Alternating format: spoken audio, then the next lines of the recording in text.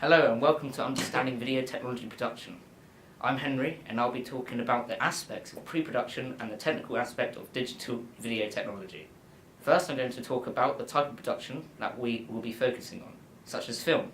A feature film is a moving image of a production with a running time that exceeds 40 minutes and could be shown at the cinema, on TV or by other means such as the internet platforms like Netflix and Amazon Prime.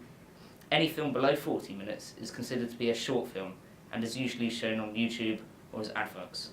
The first ever feature film is called The Story of the Kelly Gang, made in 1906 with a running time of over 60 minutes and making a fair total of £25,000 at the box office. For the first subject, I'll be talking about finance. A film can be financed in many different ways such as government funding, tax finance and product placement. However, one of the most popular methods at the moment is crowdfunding. So, what exactly is crowdfunding? Well, today is your lucky day as I'm here to tell you.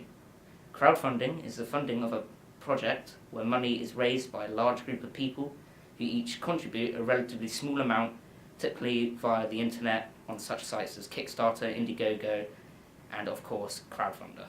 There are many examples of successful crowdfunded films, such as the popular Blue Mountain, that raised a whopping $1,911,827.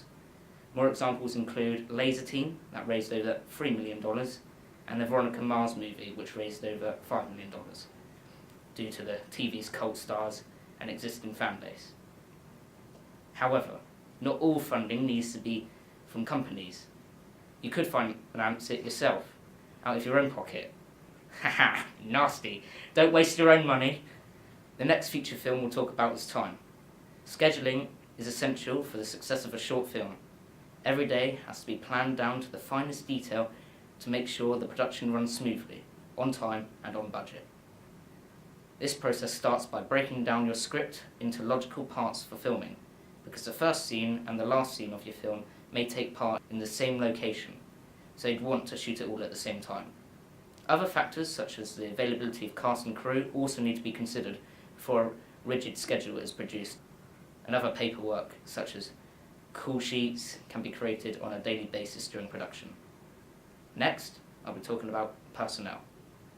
A film's crew will vary depending on the size and budget of the production. However, some of the main roles during shooting are as follows: a director, who is responsible for the overall creative direction of the film; a producer, who is responsible for planning and coordinating the production; a director of photography, who makes artistic decisions on the camera and lighting; a camera operator, who, well, it's pretty obvious of what a camera operator does, but for those who are slow out there, they basically operate the camera; a sound recordist, who records the on-set audio. A film may also bring in specialist contributors, such as a stunt coordinator, a historical consultant, helicopter pilot, or maybe something even more specialist, such as the spicy sexographer employed by Martin Scorsese for The Wolf of Wall Street. Great work if you can get it. Facilities. When making a film, you have to consider the different facilities available to use. These include studio hire and hiring production kit, such as cameras, lights, support systems, lenses, batteries, clapperboards, smoke machines, and so on and so on. Materials. The main materials required for a film will be along the lines of costumes and props, but could also include pre-recorded music or even shots you used from your last film. Locations. Choosing the right location for your film is as important as getting the right actors, props, and costumes. The right location can help immerse the audience into a film's universe, and it really sets the scene. Whereas the wrong location can have the opposite effect, making a film drag and almost a joke. It's the job of the location scout to search for the right locations, take pictures, and collect relative information for the production. Therefore, the director and producer can make a final decision on where to film. Codes of practice and regulation. For a film, this mainly relates to issues of copyright, health and safety considerations, and certification. In order to use any copyrighted work, you need to get permission from the copyright owners. You may come across issues when dealing with copyright, such as screenplays, music, stock footage, and so on. How video works. In this section, I'll be discussing different television standards and broadcast systems. The analogue television standard for the UK is known as PAL. I don't have any PALs. Or PAL. The standard for phrase alternation line and is a type of signal that uses 625 lines to display its image. Other formats used around the world are ATSC, which stands for Advanced Television Standards Committee, and is the means of broadcast that replaced commonly used NTSC in America. The change from analog to digital has brought a number of improvements, improved picture quality, both in terms of the resolution of the image and the lack of interference. The smaller signal that digital systems use also means that the satellite and cable companies such as Sky and Virgin Media are able to stream more content and enable the viewer to record and watch more channels at once due to multiplexing. It also means internet TV and on-demand systems possible, such as BBC iPlayer, Amazon Prime and Netflix. Digital recording. In this section, I'm going to briefly explain the following principles: colour temperature, white balance, gain, shutter speed, exposure, focus, basic shot types, and lighting. Colour temperature is a measure of light source in degrees of kelvins, or K for short, and is typically divided into two types. Cool colours, such as blue, of over 5,000 degrees Kelvin, and warm colours, such as yellow and red, which are the temperatures of about 2,700 to 3,000. These range of temperatures could occur naturally. In video production, they are typically blue for sunlight and yellow for artificial light. However, most lighting is now based on daylight. The wrong colour temperature can make your images look unnatural, and this can be controlled on filming and adjusting the white balance on the camera. On most cameras, there is an option for automatic or a manual white balance. In order to adjust the white balance on your camera, first make sure it's on the manual mode and point the camera towards where you will be filming. Take a piece of clean white card and hold it up so that it's reflecting the light source on the scene. Zoom the camera in until it fills up the frame and then push the white balance button. You can now film your scene.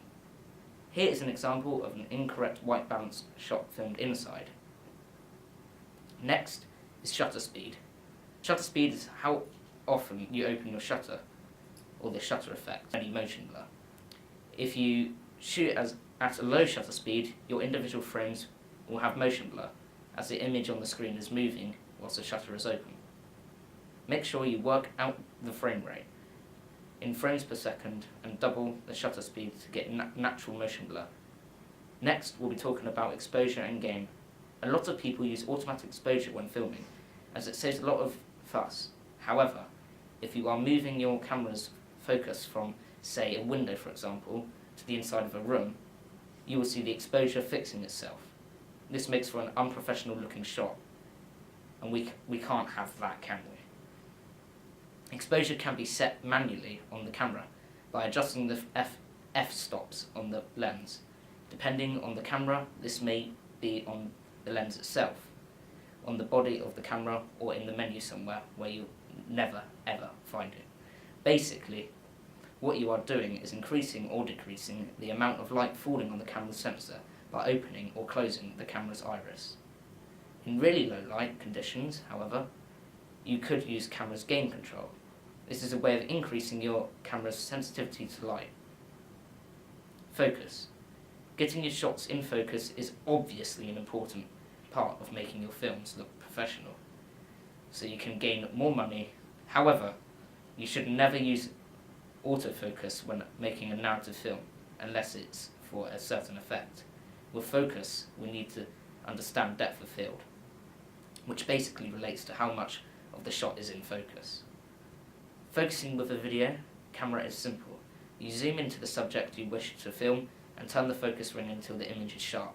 Then, you resize the shot accordingly. To control depth of field, or on a video camera, you need to change your physical position and the focal length of the lens. To get a depth of field, just keep the lens zoomed all the way out. And to get a shallow depth of field, position the camera far away from the subject and zoom right in. Basic shot types. Here are some examples of shot types: close-up, establishing shot, extreme close-up. Now we have lighting. Here I'm going to show you the basic principles of three-point lighting. Three-point lighting consists of, you guessed it, 3 light sources. There's the key light, which is your main, strongest light, the fill light, which should be less powerful than the key. This is used to fill the shadows created by the key light slightly. And lastly, the backlight, set up behind and above the subject. This is used to add a highlight to the back of the subject to help separate them from the background.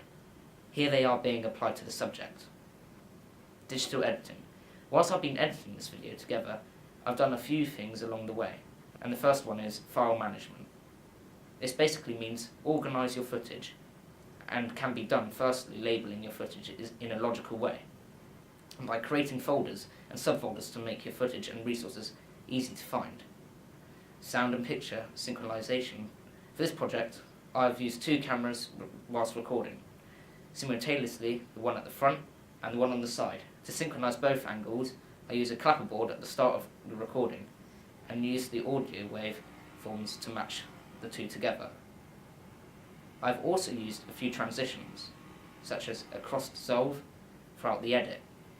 Transitions can be a good way of smoothing out your shots or hiding continually errors, but can also be used for stylistic effect for the showing or passing of time. Continuity errors. Oh, continuity. Yeah, scroll back. Okay, cheers. Transitions can be a good way of smoothing out your shots or hiding continuity errors, but can also be used for stylistic